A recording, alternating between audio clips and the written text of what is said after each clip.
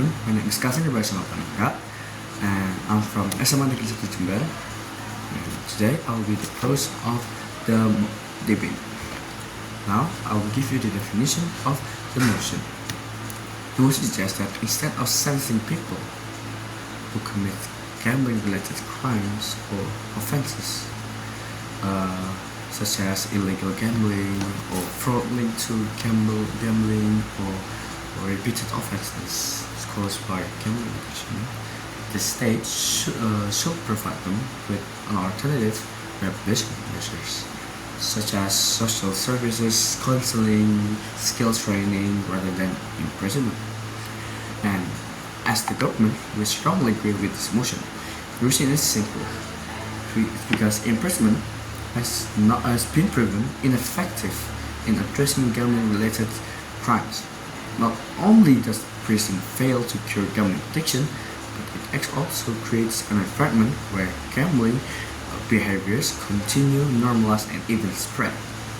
On the other hand, rehabilitation through structured programs like counseling, skills training, and social services offers much more practical and human solution to breaking the cycle of gambling addiction.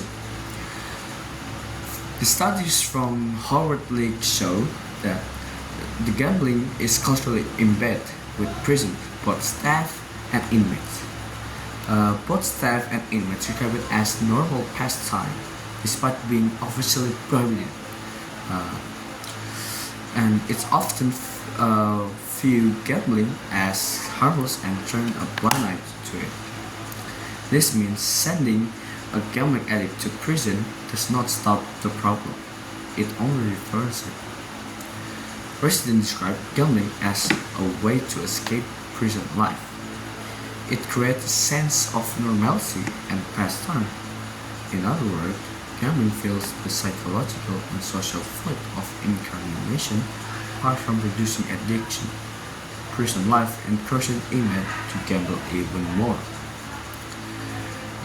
Research by National Institute of Health shows that one of the third, or about 33%, meet the criteria for problem or regular gambling, with international rates ranging from 6 to over 70%. This means that by sending addicts to prison, the state is placing them in an environment filled with the other addicts, where the cycle of gambling is only perpetuated. The alternative regulation based approach such as therapy, counseling, financial education, and vocational training. Why? Because gambling-related offenses often raise from addiction, not simply criminal intent. Rehabilitation, however, helps individuals confront and manage their addiction, while prison only punishes the symptoms. And research from the Pre-Scout House shows that with the help of social services and skills training, the recovery rate for gambling addictions increasing dramatically from 20% with imprisonment to 50%. With rehabilitation programs, of course, it will be much more effective and have higher rate of success rather than imprisonment, where it has low success rate, and also it is very expensive to make prison.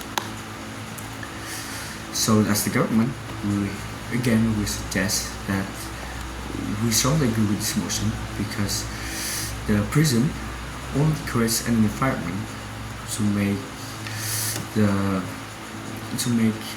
addict become more addicted to gambling.